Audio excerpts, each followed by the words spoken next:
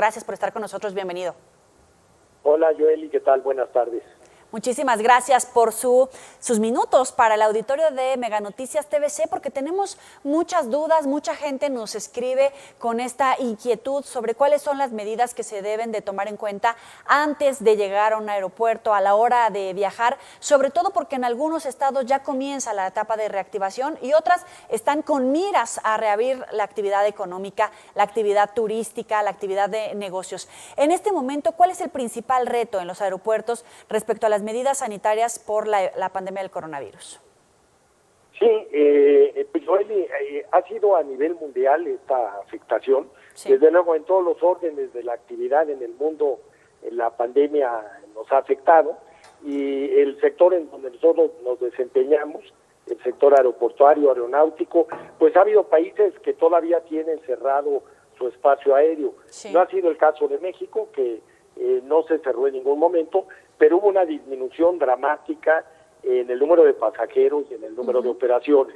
Ahora, desde el mes de marzo hay medidas que, según se han ido señalando, se han ido adaptando, ¿sí? El uso de tapabocas, el uso de gel, la toma de temperatura, la sana distancia. Y estamos trabajando con la Agencia Federal de Aviación Civil, que es la autoridad aeronáutica en nuestro país, en un protocolo en el cual están participando todas las líneas aéreas, todos los grupos aeroportuarios, para ver esta serie de medidas que en esta etapa que estimamos que iniciará de manera incipiente, pero la recuperación estimamos que se empiece a dar gradualmente a partir de junio.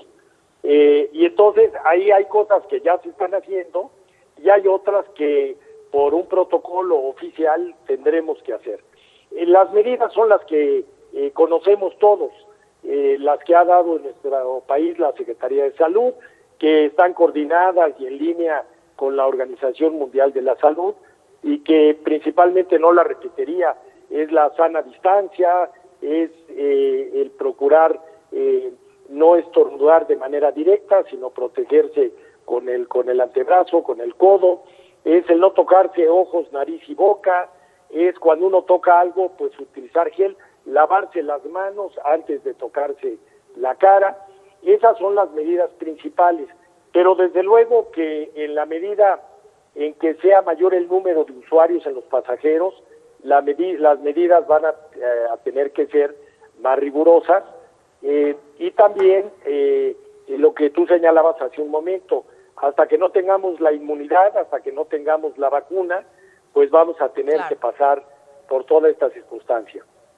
Ingeniero, ahorita que comentaba este protocolo que están elaborando, quería preguntarle si estos filtros de seguridad, estos filtros sanitarios que muchos se cuestionaron en la Ciudad de México si estaban funcionando o no cuando llegaban pasajeros internacionales, se van a reforzar, y si estos protocolos, estas medidas de seguridad van a ser costeadas por el gobierno, por el aeropuerto o por las aerolíneas.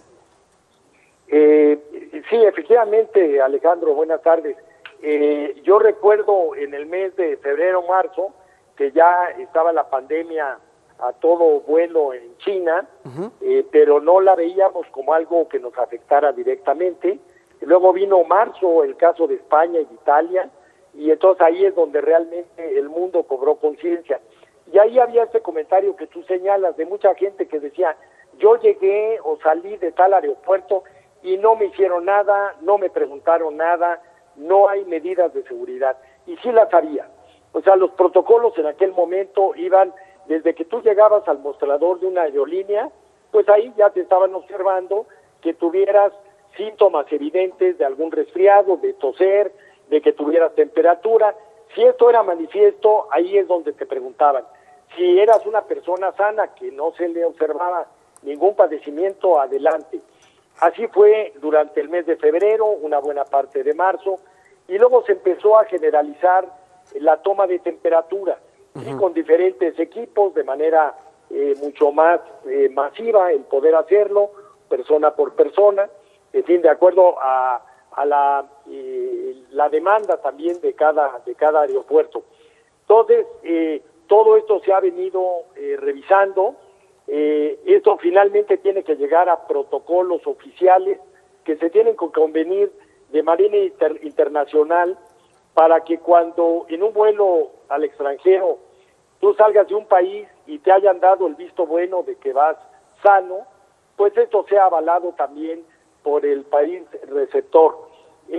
Aquí desde luego, esto que llamabas tú filtro de seguridad y sanitario, serán filtros sanitarios, donde se va a tener que tener la certeza de que la gente no vaya con un padecimiento notorio, no lleve temperatura, se cubra debidamente pues con los tapabocas, y los gastos que se tendrán que incurrir, pues hay aspectos que se tienen que atender por las aerolíneas y otros que se tienen que hacer por los aeropuertos, y cada quien será responsable de su aplicación.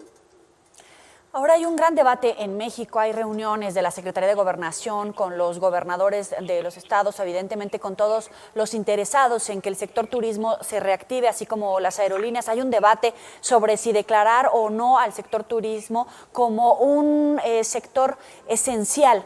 En este sentido, ¿cuál es su opinión? ¿Hay una urgencia por reactivar esta industria o de lo contrario las aerolíneas podrían llegar a la quiebra? Pues hay una interrogante mundial en todos los órdenes de la actividad personal, colectiva, empresarial, gubernamental en el mundo, ¿sí? Tenemos realmente todavía un escenario incierto. Lo hemos vivido, ya llevamos abril y mayo, en donde mi impresión es que vamos en México razonablemente bien. Ahora, ¿qué viene para junio? Pues en la mayoría de los casos, las previsiones que hemos tomado, las proyecciones que hemos realizado, van anunciando que a partir de junio puede empezar a reactivarse algún tipo de actividad.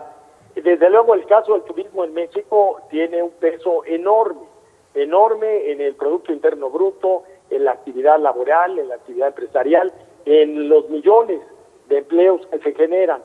Pero tenemos que ir con cuidado, y yo creo que así lo ha señalado el secretario Torruco, así lo ha señalado la Secretaría de Salud, con prudencia. Yo te podría compartir que las líneas aéreas empiezan ya a anunciar reanudación de vuelos, pero en una magnitud pequeña todavía para junio. Y se empieza esto a anunciar con mayor intensidad a partir del mes de julio.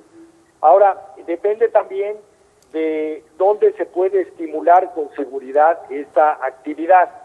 Yo percibo que en este momento no hay mucho ánimo para un viaje de recreo en cualquier lugar del mundo, no estamos hablando en México. Ingeniero, pero los representantes de las aerolíneas coinciden con este sentir de que la aviación en México va bien, porque los gobernadores y algunas de las fuentes que hemos consultado, por el contrario, nos dan este mensaje de urgencia, de que es urgente reactivar la operación turística y de las aerolíneas para evitar la quiebra, que por ahora pues están tratando de hacer un esfuerzo para mantener el salario de la gran cantidad de los trabajadores de la industria aérea. Pero ¿a ustedes les llega exactamente la misma información o es diferente la información que les llega de las aerolíneas y tienen este sentido de que todo va bien y podemos esperar?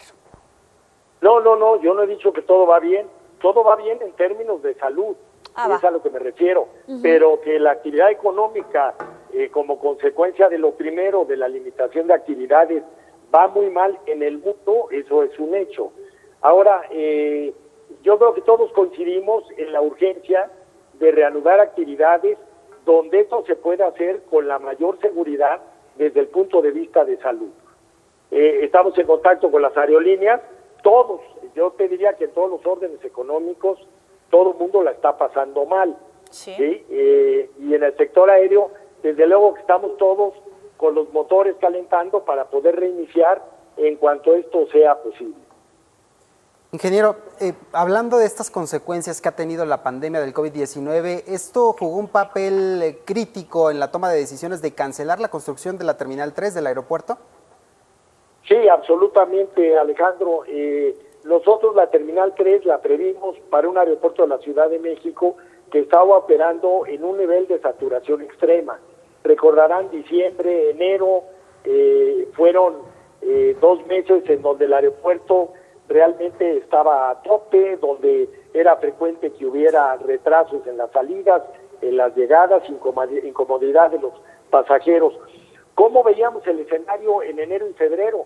Pues que en los meses siguientes esto se iba a seguir dando, en lo que se terminaba la construcción del aeropuerto de Santa Lucía. Tenemos la opción de Toluca. Toluca tiene una capacidad disponible, pero que tampoco se estaba dando de una manera proporcional el poder pasar vuelos a Toluca, que ya se iniciaban, pero a un ritmo, digamos, lento. Ahora, viene la pandemia, pues la saturación se acabó, y ante esa situación, la Terminal 3, que era con una idea de poder brindar un mejor servicio, con un aeropuerto que operaba en saturación, al ya no tenerlo, hicimos las evaluaciones, hicimos las proyecciones, se lo presentamos al secretario Jiménez Espriu, él lo vio con el señor presidente y la mejor decisión fue cancelarlo. Ahora, siguen las acciones para mejorar el aeropuerto. Ahora, el mes de julio, terminamos una importante obra, que son 7 nuevas salas con posiciones de contacto, adosadas a la T2, que es lo que hemos llamado el dedo L. Muy bien, le agradecemos a Gerardo Ferrando Bravo, director general del Grupo Aeroportuario de la Ciudad de México, por estar con nosotros aquí en Mega Noticias TVC. Más adelante vamos a volver a contactarlo para saber cómo va la actividad de la aviación civil aquí en territorio mexicano. De acuerdo, Joel y Alejandro, sean a sus órdenes. Buenas tardes. Muy buena tarde, hasta luego.